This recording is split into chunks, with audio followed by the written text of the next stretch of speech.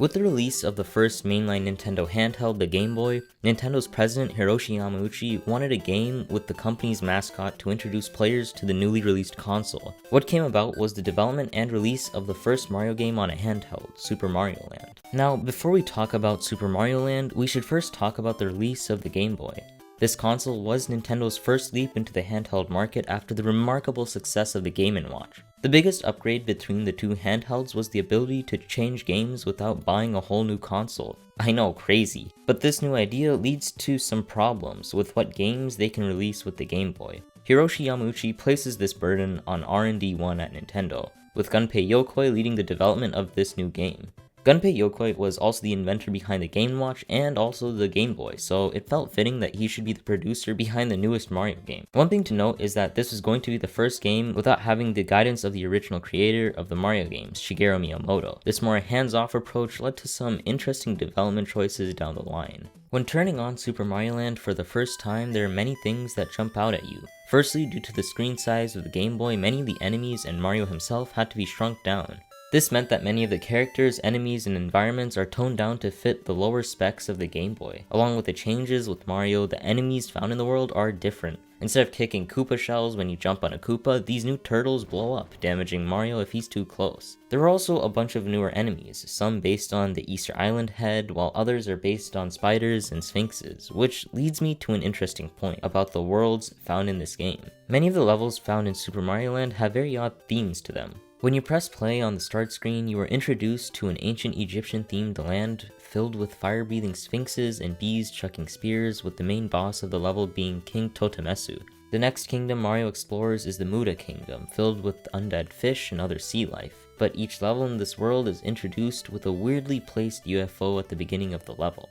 All this leads up to fighting Dragon Zamasu, who's a fire-breathing seahorse. In the next world, the Eastern Kingdom, based on Easter Island, Mario can fight multiple forms of the Easter Island head along with spiders that leads to the boss Hioihoi. Finally, in the Chai Kingdom, Mario has to fight a variety of characters, including living snakes, chickens, and the first boss of the world, Biokinton, a living cloud. And the final boss of the game, an alien named Tatanka. Suffice to say, each of the 4 kingdoms found in this game are very unique given the hardware restrictions at the time. The main way to fight against these simpler enemies are either to jump on their heads or use the main power-up found in the game, the Super Ball Flower. That's right, instead of the iconic fireballs that Mario can shoot, he now has to use a single ball that can bounce around to kill his enemies. With many of these changes shaking up the formula found in the past iterations of the Super Mario Bros. Games, some people were unsure that Yamauchi's idea of packing a Super Mario game with the Game Boy would be the best approach to reaching the widest audience. Much of the gameplay found in this game follows its previous iterations, with Super Mario Land being a side-scrolling platformer where Mario advances to the end of the level by avoiding or defeating enemies. Similar to the first game in the series, Super Mario Bros., this game forces Mario to keep moving forward with no way for him to travel back. The screen also shows the entire level, meaning that whenever Mario jumps, there is no vertical movement in the levels. There are also 2 forced side-scrolling shooters where Mario uses either an airplane or a submarine to shoot down his enemies, destroying blocks and gaining coins. When Mario reaches 100 coins, a new life is granted, and when Mario has a mushroom, he can get hit once.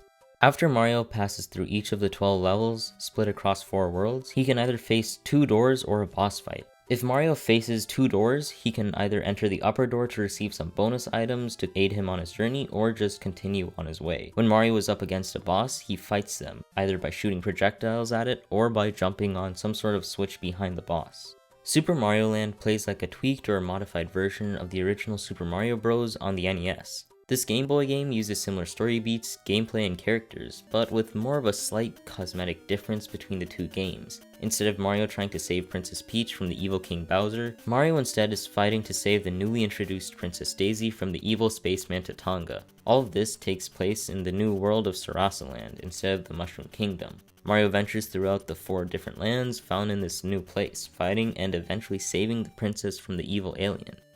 The game was released on the Game Boy in Japan on April 21st, 1989, with North America getting the game in the summer on July 31st, 1989, and Europe getting the game next fall on September 28th, 1990.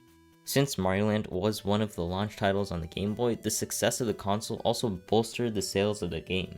With the blazing success of the Game Boy, Super Mario Land soon became one of the best-selling games on the platform. The game sold a little over 18 million units worldwide, only getting outsold by Tetris and both generations of Pokemon games on the Game Boy. This game was a testament to how many people wanted to play some sort of Mario game on the road, but the feelings of the game itself as a whole started to shift. Over the years, the love and fondness of the game started to become lukewarm as the nostalgia for it started to wear off. Originally, the critics viewed this game as a shorter and more condensed version of Super Mario Bros., with the reviewers excited being able to play a mainline Mario game on the go. Some critics called the game fun to play and fantastic, but a bit short. Later on, the game started becoming less favorable, with many disliking the graphics of the game as Mario and his world became more compressed. Many reviewers now thought of the game setting as uninspired compared to the unique world of the Mushroom Kingdom. Others also felt a bit put off by the unique themes found throughout the game, along with its extremely short playtime. While this game seemed to be an odd duck in the Mario series, with many parts of the game being copied or tweaked from previous games, it still spun off into its own series. There were 2 sequels to this game, with the first sequel being Super Mario Land 2, 6 Golden Coins, and the second sequel being Super Mario Land 3, Wario Land, the latter of which also spun off into its own franchise, the Wario Land franchise. Sadly, this was where the Land franchise seemed to lay dormant. With the release of the new Super games on the DS, Wii, 3DS, Wii U, and Switch, along with the release of Super Mario 3D Land on the 3DS, close to 20 years later, it seemed as if the Super Mario Land series would lay to rest. Super Mario Land is now seen as a game where they changed everything, but not enough to be considered new or exciting. While they changed the setting of the game from the usual Mushroom Kingdom to Sarasaland, it didn't really matter what setting Mario was going to go through. Even with the new characters being introduced such as Princess Daisy or the new bosses and enemies, these differences didn't change anything substantial. Instead, the graphics and the settings were just a fresh coat of paint on an old concept. Although the game was still seen as distinctive, it wasn't seen as all that ambitious. Some parts of the game seemed to be trying something new, such as the shooter levels. They still felt somewhat out of place though from the entire game. Changing the genre of a couple levels in the game doesn't change the entire game itself. Playing the game certainly felt like a Mario game to me. It had everything that I felt a Mario game should have, but it didn't try to make that many drastic changes. I feel like the most drastic change was that you could take the game with you and play it on the road. But that doesn't make the game good. It still felt like a Mario game, but nothing more. A short fun romp through a couple interesting levels across an unexplored land using the same old game mechanics. This has been the history of Super Mario Land by Nintendo. Click here if you want to see another game that revolutionized its franchise, and be sure to subscribe. Thanks for watching.